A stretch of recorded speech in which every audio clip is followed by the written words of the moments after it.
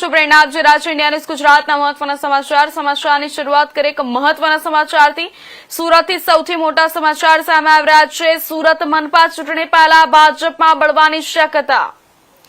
Ward number 12 માં 3 પાટીદારને ticket મળ્યાની ચર્ચા।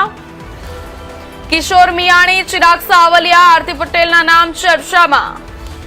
મૂળ સુરતી સમાજની અવગણનાનો આક્ષેપ। ટિકિટ ફાળવણી મુદ્દે સ્થાનિકોમાં વિરોધ ઉગ્ર। મહત્વના સમાચાર જણાવી દઈએ। સુરતથી સૌથી મોટા સમાચાર સામે આવી રહ્યા છે। જણાવી દઈએ સુરત મનપા ચૂંટણી પહેલા ભાજપમાં મળવાની શક્યતા। વોર્ડ નંબર 12 માં 3 પાટીદારને ટિકિટ મળ્યાની ચર્ચા। કિશોર મિયાણી, ચિરાગ સાવલિયા, આરતી પટેલના નામ ચર્ચામાં છે। ત્યારે મહત્વના સમાચાર જણાવી દે સુરત મનપાની ચૂંટણી પહેલા ભાજપમાં અંદરખાને અસંતોષ ઉગ્ર બનતો જોવા મળી રહ્યો છે। ખાસ કરીને મૂળ સુરતી વિસ્તારોમાં ટિકિટ ફાળવણીને લઈને બળવો થવાની શક્યતા વ્યક્ત થઈ રહી છે। માહિતી મુજબ વોર્ડ નંબર 12 નાણાવડ, સૈયદપુરા, કુબેરનગર અને મહિધરપુરા વિસ્તારમાં એક જ સમાજના ઉમેદવારોને પ્રાધાન્ય આપવામાં આવ્યું હોવાનો આરોપ ઉઠ્યો છે। આ વોર્ડમાં કિશોર મિયાણી, ચિરાગ સાવલિયા અને આરતી પટેલને ટિકિટ ફાઇનલ કરાઈ હોવાની ચર્ચા છે। સ્થાનિક સ્તરે આ નિર્ણય સામે ભારે વિરોધ ઉભો થયો છે। મૂળ સુરતી સમાજની અવગણના કરીને માત્ર પાટીદાર સમાજને ટિકિટ ફાળવાઈ હોવાના આક્ષેપો થઈ રહ્યા છે, જેના કારણે પક્ષમાં આંતરિક અસંતોષ વધતો જોવા મળી રહ્યો છે। સર્વ સમાજને સાથે રાખી ટિકિટ ફાળવણી કરવાની વાત માત્ર કાગળ પર જ રહી ગઈ હોવાનો સ્થાનિકોમાં રોષ છે। સાથે જ ધારાસભ્ય કાંતિ બલ્લર સામે પણ પોતાના સમાજ માટે જ ટિકિટ મેળવવાના પ્રયાસોના આરોપો લગાવવામાં આવી રહ્યા છે। આ સમગ્ર મામલે હવે પાર્ટી હાઈકમાન્ડ શું નિર્ણય લે છે અને વધતા સંતોષને કેવી રીતે શાંત કરે છે તેના પર સૌની નજર ટકેલી છે।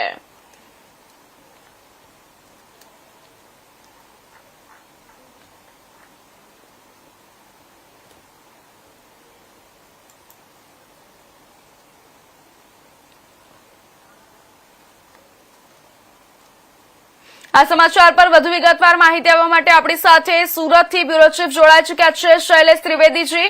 જી શૈલેષ, હજુ સુધી યાદી જાહેર થઈ નથી, ત્યારે આજે ચર્ચાઓ ચાલી રહી છે, તેમાં કેટલું તથ્ય છે જણાવજો।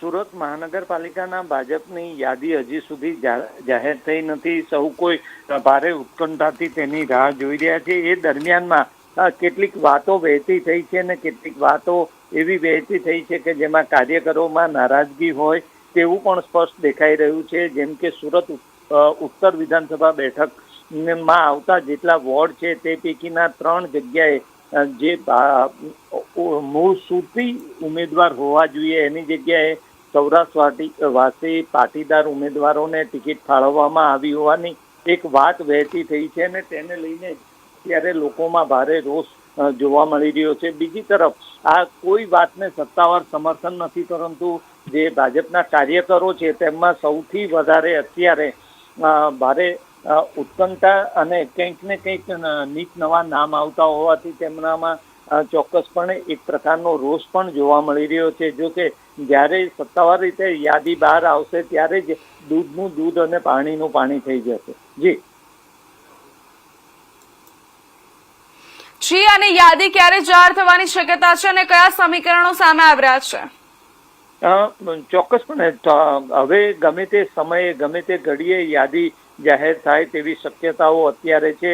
હાલમાં જે સૂત્રો પાસેથી વિગત મળી છે તેમાં અમદાવાદ મહાનગરપાલિકામાં અત્યારે ભાજપે ઉમેદવારોને ફોન કરવાનું શરૂ કર્યું હોવાનું માનવામાં આવી રહ્યું છે। કેટલાક ઉમેદવારોને ફોન આવ્યા છે। તેવી જ રીતે સુરતમાં પણ હવે ગમે તે ઘડીએ જે ઉમેદવારો પસંદગી પામ્યા છે, ભાજપમાંથી પસંદગી પામ્યા છે, તેઓને ગમે તે ઘડીએ ફોન આવવાની શરૂઆત થઈ જાય તેવી શક્યતા હાલ દર્શાવવામાં આવી રહી છે। જી